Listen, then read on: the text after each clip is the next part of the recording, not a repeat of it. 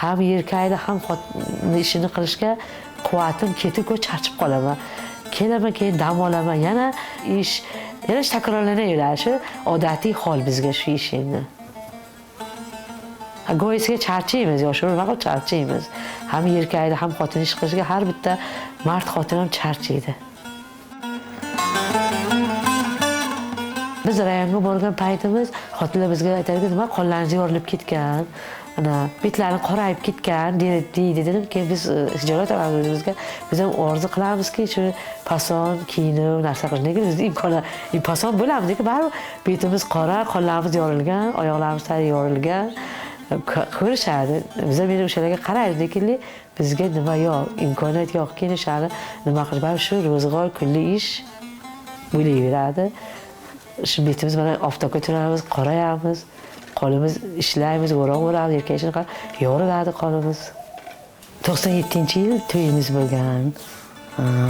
Shu turmush qurganmiz xo'jayinim bilan. Erim bilan hayotimiz yaxshi. Yomon bo'lsa 5 ta farzand ko'rardik, yaxshi hayotimiz. Ikkala Hasan ukalar ko'p shumroq. U bolalari katta bolalar umuman menga ozor bermagan.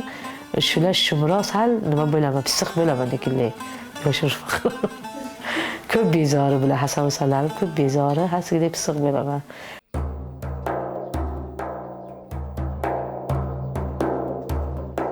Avval biz turmushga qurganda go'daylarim tug'ilgandan keyin mol biznes qilardilar xo'jayinim. Undan keyin mol biznes qilib bo'lgandan keyin O'zbekiston nimalari chegara olingandan keyin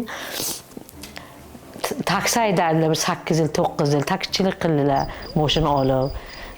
2005-yil, 2004-yildan keyin xo'jayinim Rossiyaga ketdi. Keyin iqtisodlarni o'g'lim to'y qildi Rossiyaga borganda. Voy vatan qildi. Yoshirmayman, o'g'lim bir orzusi o'qish edi. Lekin dadasi men yoshim ancha o'tibdi, charchadim ishlashga, Rossiyaga, ish qiyin degani uchun o'g'lim ham 2 yildan beri dadasining yonida ishlayapti. Nima, o'g'limning armoni o'qish edi, o'qiy olmadi. Shu armonni o'zimga nima bo'lish uchun qolmasin deb ukalarni o'qitibdi.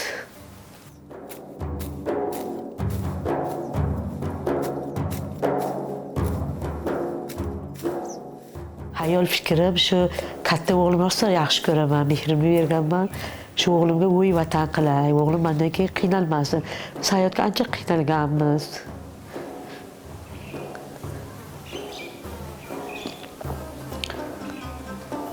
Ichishga, yeyishga qiynalib, qandaydir endi go'daylikka borganmizmi? Yosh bo'lganimizda turmushni qanday, hayot qanday nimaligini bilmaganmiz. Bunday narsadan qiynalmaganmiz, kiyimdan, yeyishdan qiynalmaganmiz. Lekin go'dak bo'lganmiz, hayotni achchiq tushunmaganmiz, bir-birimizni tushunardik, yaxshi edi. Biz mana 3 yil, 4 yilgacha bir janjal yo bir urush qilmaganmiz. Ki bunday mana hozir yoshlarni ko'rib aytaman-da, men xo'jayinim bilan umuman urushlar narsa ham qilmaganman. Bizda shunda hech kim yo'qligi uchun bizga mana qaysi singil mana bir qayinda bo'lgan yo qaynota bo'lmaganmi, biz janjal qilmaganmiz. Shunda yaxshi yashaganmiz. Faqat xohlaymanki kelsin yonimga. Yaxshi, meni xo'jam hech bunday menga yomon urmaydi, surmaydi, yomon gapirmagan. O'g'lim shu Rossiyaga ketsa dedi, uyga boraman dedi. Kelmadi bekor. Shu ro'zg'or boshimizga tushdi, shu o'tkardik ro'zg'orda. Shaharlarga boramiz, tojik tiliga bilmaymiz, tojik tilini. Biz o'rganolmadik tilni. Mana qayerga borsak tildan tutilamiz. Lekin go'daylarimiz yaxshi mana o'rganibdi. Bu Hasan Husaynov ham tojik tilini biladi. Biza yoshimiz ketdi, mana ancha yoshga kirdik. Men ham 46 ga kiraman nasib bo'lsa. Bilamiz kam-kam, gapirishga ham uyalamizki, o'sha tilni zamonini ayta olamizmi, ayta olmaymiz deb qiynalamiz. Lekin yoshlar qiynalmaydi. Mana bozor ko'chalarga borsa, bolalarimni olib boraman. Bankka nimaga borsa, go'daklarimni olib boraman. Go'daklarim perevod qilib turadi. Biz narsa olib, savdo qilish, qilib, bozorchilik qilib, uyga qaytamiz. Bizni vaqtimizga tojik muallim ham yo'q edi. Hamma muallimalar o'zbek edi. Hozir hamma go'daylar rus tilini, tojik tilini, rus tilini kam bo'lsa ham bilishadi. Biz vaqti bilmasdik o'sha narsani.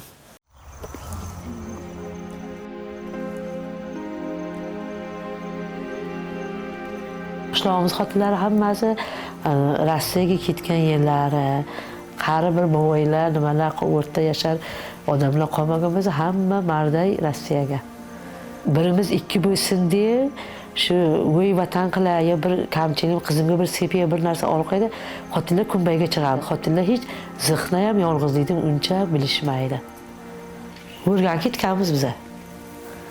Yolg'izlik hech nima, go'yisga mana bachalarning gapni olmasa nima bo'lamiz, siqilamiz, lekin hech yolg'izlik biz endi mana yolg'izlik siqilmayman. Yolg'izlikni o'rganganmiz. Endi shu nimaga endi iqtisodga shu nima talab qiladi, ilojimiz yo'q buni. To'g'ri gapdi.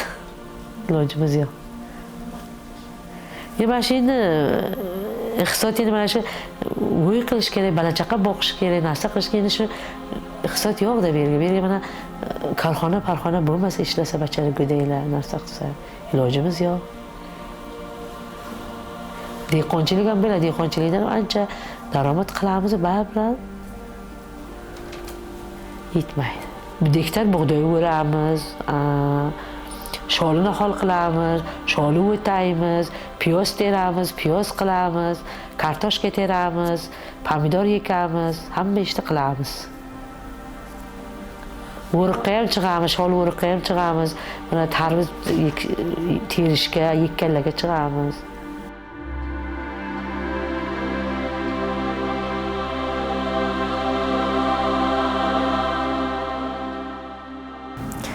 Erkaklarimiz shunday bo'lib ketganda. Ayolga tashab qo'ygan. U avvalambor ayolimiz, o'zimiz shu narsaga o'zimiz nimamiz? O'zimiz bo'ynimizga oldin vaqtidan qilganmiz, yomon o'rgatganmiz erkaklarni. Erkaklarni yomon o'rgatib tashladik. Boramiz ro'zg'orga, og'ir ishni ham o'zimiz qilib ketaverdik, yengilini ham o'zimiz qilib ketdik, dalaga ham borib qilib ketaverdik. Mana uni erkaklar o'rganib qoldi.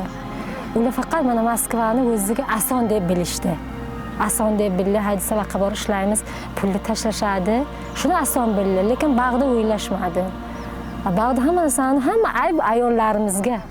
O'zimizni o'zimiz qildik. Hamma narsani, problemani o'zimizga orttirdik.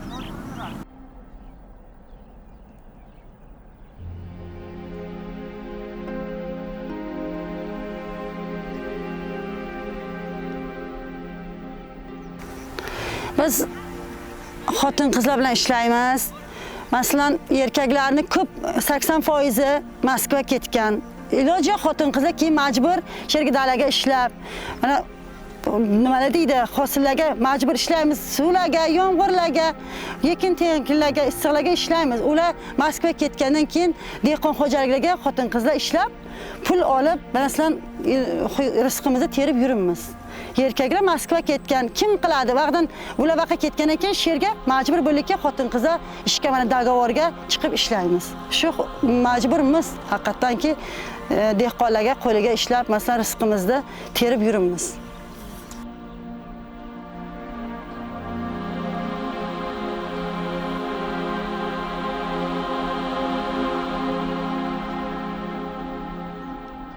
Dehqonchiligimiz yaxshi bo'ldi. Piyozda yaxshi bo'ldi. Allohga shukr. Kartoshka ham yaxshi bo'ldi. Dehqonni bu yil baxti kulli. Mana qishlog'imizga hoji ota, hoji bobolar ko'payib ketdi. Shu dehqonchilikning ustida. Hozir endi sholi sezon boshlanyapti bizga. Bir oydan keyin sholi sezon boshlanadi. Qiynalgan paytimiz ham bo'ladi. Mana ish ko'payib ketadi. Non birga bo'ladi, yo mol holga qarash kerak, o'tga borish kerak, tomorqaga bir nima supur qo'yish kerak.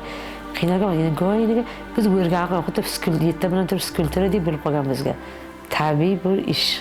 Shu Alloh yaratdi, biz faqat yetta bilan turamiz, qavushib turamiz, inay sog'amiz, suv olamiz, shu. Dalaga boramiz, bizga odatiy nima deyib, skulptura deb bo'lib qolgan. Bizga hech bir ish qiyinligi yo'q.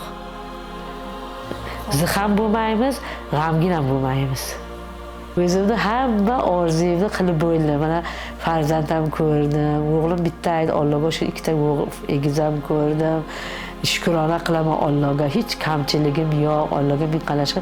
Faqat orzuyim bir Makkatulloni borib tunash. Orzuyim shu orzuyim qoldi. Boshqa orzuyim yo'q.